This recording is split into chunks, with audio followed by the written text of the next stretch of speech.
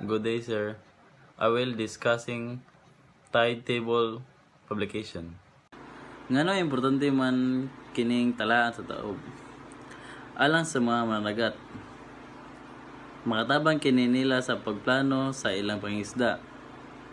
Naibalo sila kanusa ngayon moadto sa dagat o kanusa ang ngayon mabalik aron dili sila stranded o makasugat og peligro tungod sa pag-ubos o pagtaas sa tubig.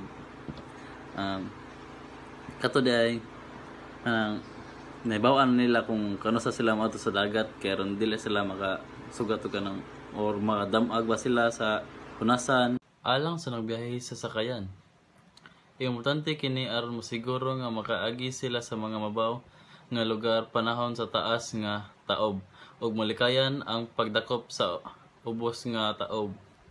Ang ilang kuan para makaibaw sila kung sila dapat moagi nga makaagi ilang sakayan kay aron dili sila masangad.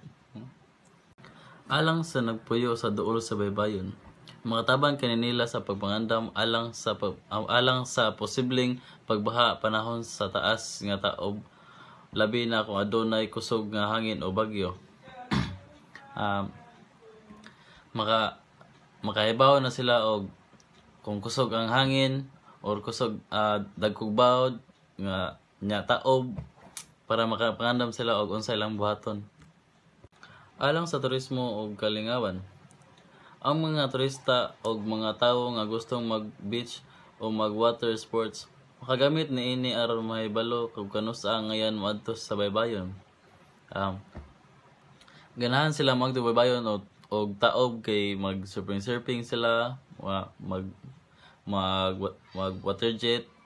Murag maganahan ng mga Amerikano niana og mga Amerikano.